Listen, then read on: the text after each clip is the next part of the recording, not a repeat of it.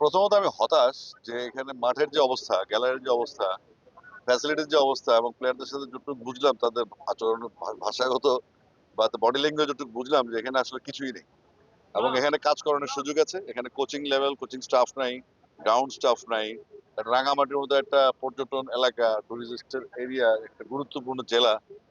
একটা বৃহত্তম জেলা বাংলাদেশে এই অবস্থা যদি হয়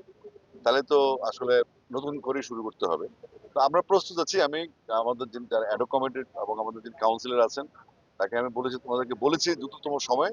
আমাদেরকে রিকোয়ারমেন্টস গুলো দিতে আমরা প্রস্তুত আছি এগুলো ফিল আপ করার জন্য। বিসিবি প্রস্তুত। এখানকার মানুষজন তো রিক্সা চলে না, ফিটনেস খুব হাই। তাদের লোয়ার পোর্শন খুব শক্তিশালী। তারা হাঁটে, পরিশ্রম করে, লেভেল বা উঁচু নিচু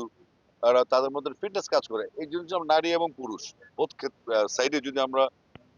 কাজ করতে পারি এবং নিবিড় ভাবে তাদেরকে পরিচর্যা করতে পারে অরিজিনাল ট্যালেন্ট কোনো খাতির ছাড়া যে আমি ওকে চিনি আমার আত্মীয় তার সাথে ডিস্ট্রিমে খেলাতে হবে তাকে ক্যাম্পের সুযোগ দিতে হবে এগুলো থেকে বেরোতে হবে এগুলো এখান থেকে বের হওয়ার জন্য আমরা কঠিন নজরদারি চালু করবো এবং নতুন প্লেয়ারদের যারা জয়েন করবে এই জন্য তাদের ডাটাবেস তৈরি করা হবে যেন তাদেরকে রেকর্ড ফাইলে পাওয়া যায় যেগুলো আমাদের নাম নেই কোনো মতে আমি আমার ৩,৩89 নম্বর প্লেয়ার রেজিস্ট্রেশন কার্ডটা পাওয়া একটা সার্টিফিকেট হইলাম আর কি তো আমাদেরও খেলার জন্য কোনোদিন সে ভালো করুক বা খারাপ করুক সে যে ছিল ক্যাম্পে এই রেকর্ড গুলো থাকতে হবে হ্যাঁ নারী ক্রিকেট আমাদের তো ওই পার্বত্য এলাকায় আপনার ডেফিনেটলি দেখতে হবে যে ফুটবলে নারীদের বিশাল একটা অবদান এবং তাদের ফিটনেসটা হচ্ছে আমাদের মূল অ্যাডভান্টেজ তারপরে আমাদের ট্রেনিং ফ্যাসিলিটিস বা যেগুলো আমাদের বাকি আছে সেগুলো আমরা দেখতে হবে দেখতে আমরা সিদ্ধান্ত নিয়েছি এখন সংগঠকরা যারা আছেন এখানকার লোকাল তাদের প্রতি অনুরোধ থাকবে তারা যেন আমাদের ইনস্ট্রাকশন গুলো ফলো করে তাদেরকে ইনভলভ করে আমরা যে কোনো কিছু প্রস্তুতি আছে এবং এখানকার রাঙামাটি স্কুলগুলোয় নারীদের যে স্কুলগুলি আছে তাদেরকে এনকারেজ করার জন্য আমরা তাদের স্কুল সিলেক্ট করে ওখানে আগে আগে আমরা গিয়ার্স পাঠিয়ে দেবো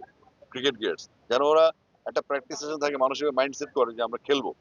তখন তাদের ইন্টারেস্ট থাকবে কারণ এই ক্রিকেট বুটের দাম অনেক বেশি অনেক এক্সপেন্সিভ সবাই অ্যাফোর্ড করতে পারে না তো এটা বিসিবি এবং এনএসসি একসাথে অ্যাফোর্ড করবে এবং এটার জন্য প্রস্তুত অলরেডি বান্দরবানে কাজ শুরু হয়ে গেছে আমি যেখানে থাকলে চলে যাবো একটু পরে আর সেখানে আমরা একই কথা বলবো একইভাবে শুরু হবে কাজ তো আশা করছি